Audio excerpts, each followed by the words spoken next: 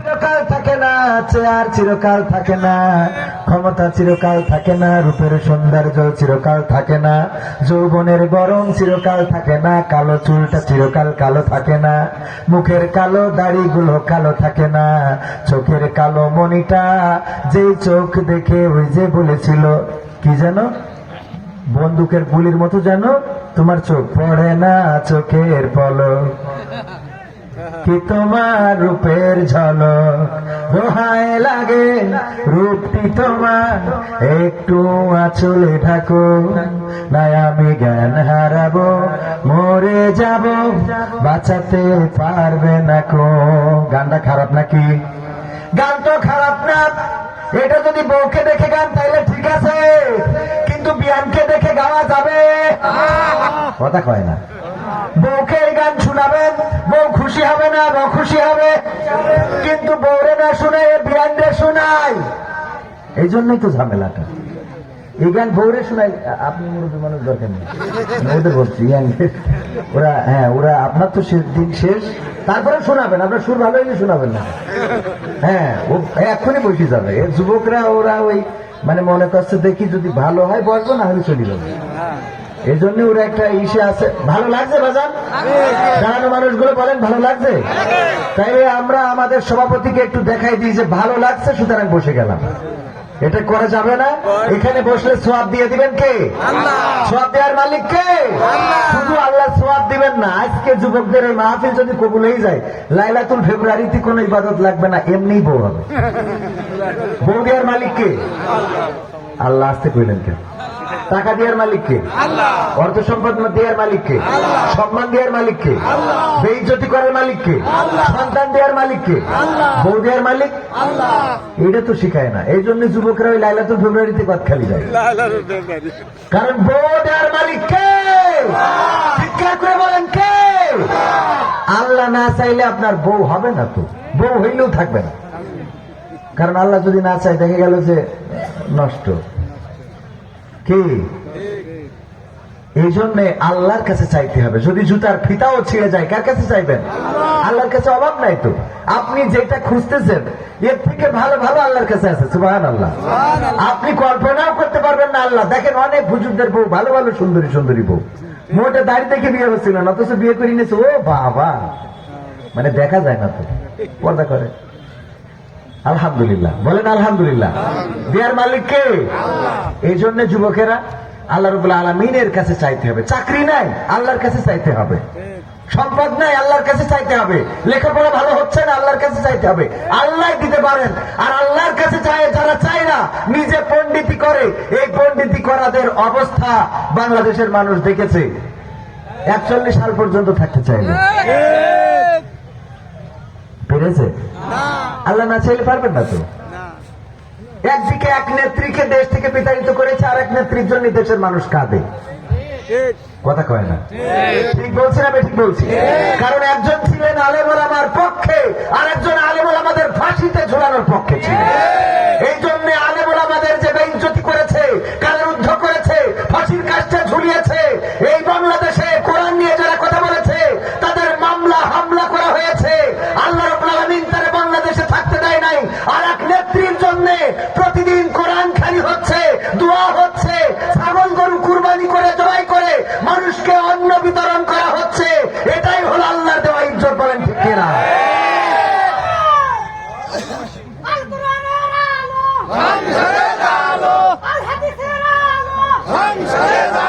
সম্মানিত ভাইয়েরা, এই জন্য কোরআনের কাছে আসলে ইজ্জত বাড়িয়ে দিবেন কে? বেশি দূর যাওয়ার দরকার নেই তো, আপনারা এইগুলো চিন্তা করলেই বোঝা যায়। ওগো আমার ভাইয়েরা, যেই কথা বলছিলাম, চুলের কালো চুলটা চিরদিন কালো থাকবে না, মুখের দাড়িটা চিরদিন কালো থাকবে না, চোখের মনিটা যেই দিকে তাকিয়ে কেউ অপলক দৃষ্টিতে তাকিয়ে থাকে, বলে বন্দুকের দোনালা বন্দুক, দোনালা বন্দুক যেন তোমার চোখের দুইটা দৃষ্টি। ওগো আমার ভাইয়েরা, সেই চোখের দৃষ্টিটাও ঘোলা হয়ে যাবে, চশমা ছাড়া দেখা যাবে না। এমন দিন আমাদের আসতে পারে না, পারে না? এই দিন সবার জীবনে যদি বেঁচে থাকেন আসবে। বুড়ো হয়ে যাবেন, আমিও বুড়া হয়ে যাব। আজকে এখানে কথা বলি, যতটা পাওয়ার আছে, যতটা জোর আছে, 5 বছর 10 বছর 20 বছর আল্লাহ যদি হায়াতে রাখেন, তাহলে এই জোর এই পাওয়ার থাকবে না। আজ থেকে 50 বছর পরে কবির বিন সামাদকে আর কোন স্টেজে খুঁজে পাওয়া যাবে যাবে বলেন? 50 বছর পরেও যদি পাওয়া যায়, হয়তো আমাদের ওই যে এইটা নিয়ে আসতে 50 বছর পরেও যদি পান, কারণ এখন 39 আর 50, তার মানে কত? 89 বছর বয়সে। হ্যাঁ,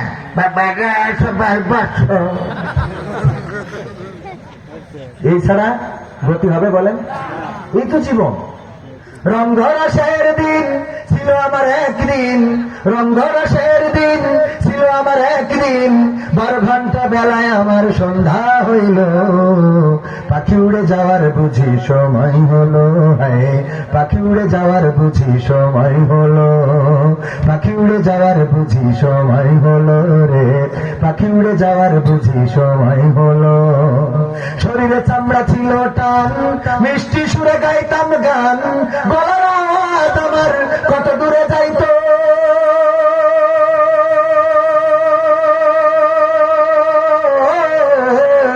শরীরে চামড়া ছিল টান, মিষ্টি সুরে গাইতাম গান, গলার আওয়াজ আমার কত দূরে যাইতো।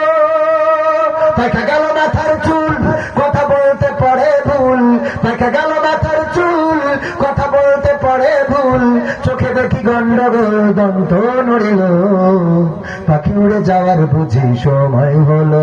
হায়, পাখি উড়ে যাওয়ার বুঝি সময় হলো, পাখি উড়ে যাওয়ার বুঝি সময় হলো রে, পাখি উড়ে যাওয়ার বুঝি সময় হলো। ঘন ঘন আসে দম, কানেতে শুনি কম, পিছে পিছে দম আমার ঘুরতে লাগিল।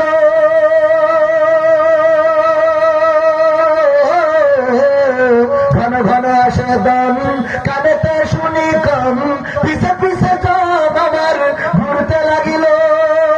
খাটো হয়ে আসছে পাও, হীন হলো সর্বদাও, খাটো হয়ে আসছে পাও, হীন হলো সর্বদাও, ভাবে বুঝি সময় আমার ফুরিয়ে এলো, পাখি উড়ে যাওয়ার বুঝি সময় হলো। হায়, পাখি উড়ে যাওয়ার বুঝি সময় হলো, পাখি উড়ে যাওয়ার বুঝি সময় হলো রে, পাখি উড়ে যাওয়ার বুঝি সময় হলো। এত সুন্দর পরিপাটি খাসায় আমার ছিল খাতি, দিনে দিনে খাসায় আমার জং ধরিল।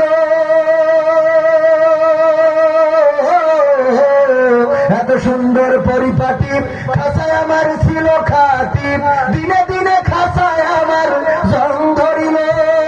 পুরাতন খাসাতে পাখি করে শুধু ডাকা ডাকি, পুরাতন খাসাতে পাখি করে শুধু ডাকা ডাকি, একদিন আমায় দিয়া পাখি উড়িয়া যাইব, পাখি উড়ে যাওয়ার বুঝি সময় হলো।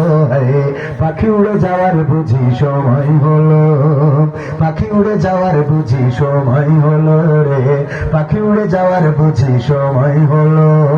রঙ্গরসের দিন ছিল আমার একদিন, রঙ্গরসের দিন ছিল আমার একদিন, 12 ঘন্টা বেলা আমার সন্ধ্যা হইল, পাখি উড়ে যাওয়ার বুঝি সময় হলো। হায়, পাখি উড়ে যাওয়ার বুঝি সময় হলো, পাখি উড়ে যাওয়ার বুঝি সময় হলো রে, পাখি উড়ে যাওয়ার বুঝি সময় হলো। এই সময় কি বৃদ্ধ হইলে হয়? এই সময় হওয়ার জন্য কি চুল পাকা লাগে? এই সময় হওয়ার জন্য কি দাড়ি পাকা লাগে? এই সময় হওয়ার জন্য কি সোজা মানুষটা কুজা হওয়া লাগে? এই সময় হওয়ার জন্য বৃদ্ধ হওয়া লাগে না। আল্লাহ রাব্বুল আলামিন যার যতটুকু হায়াত দিয়েছেন, হায়াত শেষ হয়ে যাবে আর মালাকুল মাউত চলে আসবে, জানটা নিয়ে উড়াল দেবে, মাটির সাথে পড়ে থাকবেন, আপনার সব ক্ষমতা, আপনার সব বাহাদুরি চূর্ণ হয়ে যাবে। ও আমার ভাইয়েরা, পকেটের ফোনটা হয়তো বাজতে থাকবে, খুব কাছের মানুষটা কল দিবে, হয়তো পার থেকে ফোন রিসিভ হচ্ছে না বলে মন খারাপও করবে, গালিগালাজও করবে। কবির বিন সামাদ ফোনটা ধরে না, এতবার কল করি ফোন ধরে না, বড্ড অহংকারী হয়ে গেছে। কিন্তু সে তো হয়তো জানেও না, তার জানার সুযোগ এখনো হয় নাই যে ফোনের মালিক আর পৃথিবীতে নাই। ঠিক না ঠিক? ওগো আমার ভাইরা, এই তো জীবন। প্রতিদিন পূর্ব দিগন্তে সূর্য উদিত হয়, পশ্চিম দিগন্তে সূর্য অস্তমিত যায়। প্রতিদিন পাখিরা কলকাকলিতে বাঁশবাগান মুখরিত করে। প্রতিদিন মানুষের পদচারণায় আপনাদের ওই যে নেপা ভরে ওঠে। আপনার মৃত্যুর দিনেও এটার ব্যত্যয় ঘটবে না। পূর্ব দিগন্তে সূর্য উদিত হবে, পশ্চিমে অস্তমিত হয়ে যাবে। পাখিরা বাঁশবাগানে কলকাকলিতে মুখরিত করবে, আপনার নেপামোর জনসমুদ্র হয়ে যাবে। আপনার মহেশপুরের কাজকারও থেমে থাকবে না, ঝিনেদার কাজকারও থেমে থাকবে না। শুধু আপনি পড়ে থাকবেন, আপনার কাজ বন্ধ হয়ে যাবে। আপনার জন্য কবর খোঁড়ার জন্য প্রস্তুত হয়ে যাবে।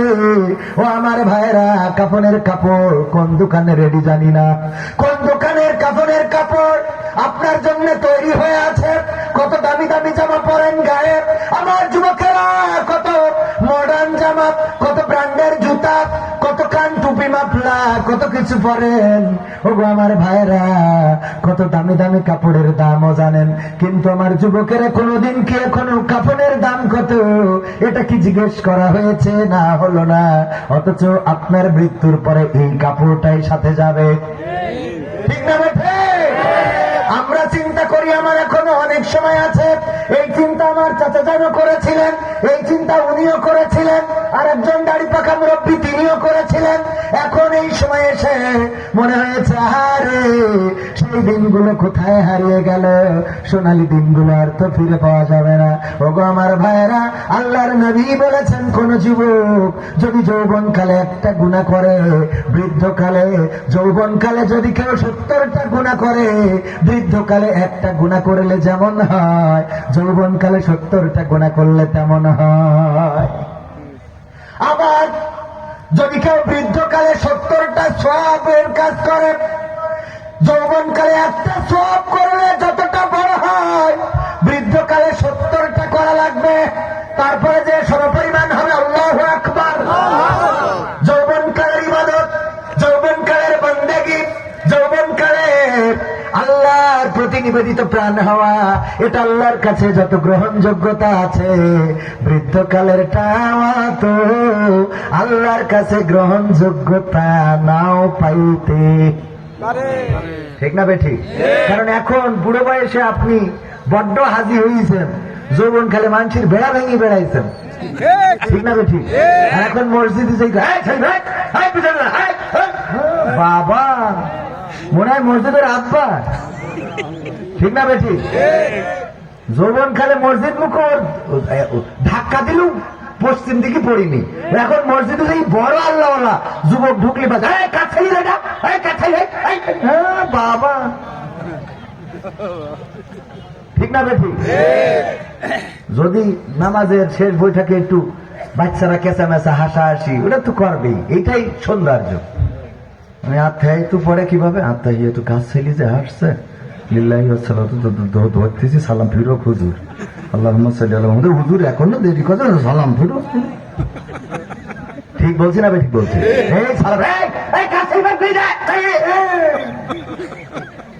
করা যাবে এগুলো?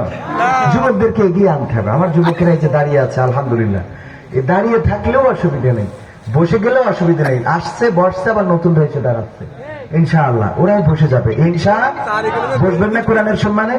আমার আল্লাহ বলেছেন, ওয়াইযা কুরিয়াল কুরআনু ফাসতামিউ লাহু ওয়া আনসিতু লাআল্লাকুম তুরহামুন। আমার আল্লাহ বলেছেন, যখন তোমাদের সামনে কোরআন পড়া হয়, যখন তোমাদের সামনে কোরআন থেকে বলা হয়, তখন তোমরা চুপ থাকবে এবং হৃদয়ের কান দিয়ে শুনবে, যাতে করে তোমাদের উপরে আল্লাহর রহমত বর্ষণ হতে পারে। বলেন সুবহানাল্লাহ। সে আল্লাহর রহমতের দরকার আছে না নাই? আল্লাহ রহম করলে উন্নতি হয়, আর আল্লাহ গজব দিলে ধ্বংস হয়ে।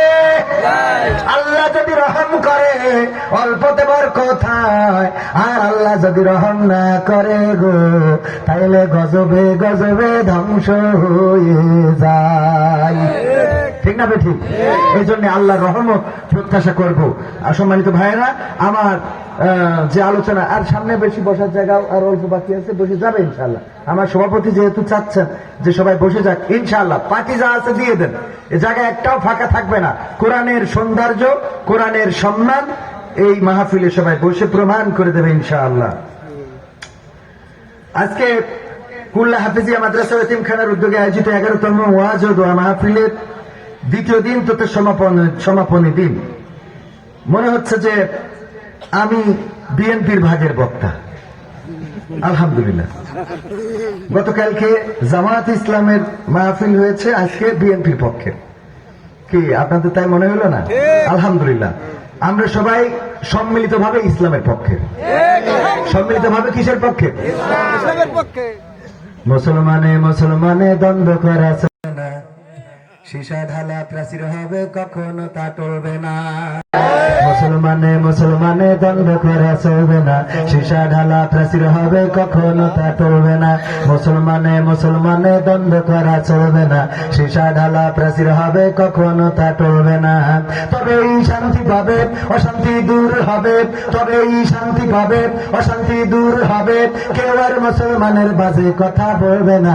মুসলমানে মুসলমানে দ্বন্দ্ব করা চলবে না, সীসা ঢালা প্রাচীর হবে কখনো তা টলবে না। কে আমি, কে বিএনপি, কে জামাত ইসলাম, এটা আমাদের নয় পরিচয়, মুসলিম মোর নাম। কে আমি, কে বিএনপি, কে জামাত ইসলাম, এটা আমাদের নয় পরিচয়, মুসলিম মোর নাম। এ কথা মানলে পরে শান্তি আসবে ঘরে, এ কথা মানলে পরে শান্তি আসবে ঘরে। কেউ আর মুসলমানের বাজে কথা বলবে না। মুসলমানে মুসলমানে দ্বন্দ্ব করা চলবে না, সীসা ঢালা প্রাচীর হবে কখনো তা টলবে না। মুসলমানে মুসলমানে দ্বন্দ্ব করা চলবে না, সীসা ঢালা প্রাচীর হবে কখনো তা টলবে না। মাযহাব আল্লাহ মাযহাবের লড়াই যদি চলে, শান্তি আসবে না রে ভাই কোনই কৌশলে। বিএনপি জামাতের মাঝে লড়াই যদি চলে, শান্তি আসবে না রে ভাই কোনই কৌশলে। ঐক্যবদ্ধ ভাবে থাকলে শান্তি পাবে, ঐক্যবদ্ধ ভাবে থাকলে শান্তি পাবে, তাছাড়া শান্তি পাবার রাস্তা কবু মিলবে না। মুসলমানে মুসলমানে দ্বন্দ্ব করা চলবে না, সীসা ঢালা প্রাচীর হবে কখনো তা টলবে না। মুসলমানে মুসলমানে দ্বন্দ্ব করা চলবে না, সীসা ঢালা প্রাচীর হবে কখনো তা টলবে না। রাজি কি আছেন? মুসলমান কি আর ভাগ করে নেওয়া যাবে? ভাগ করে নেওয়া যাবে না। তবে এখন কিছুটা ব্যালেন্স করতে হচ্ছে। আমি উদাহরণ দিতে যেয়ে বলি, একবার এক হিন্দু আর এক মুসলমান দুইজন তর্ক করতেছে। হিন্দু বলে ভগবান বড়, মুসলমান বলে আল্লাহ বড়। হিন্দু কয় ভগবান, মুসলমান কয় আল্লাহ, মুসলমান কয় আল্লাহ, হিন্দু কয় ভগবান। দুইজনের তর্ক বিতর্ক।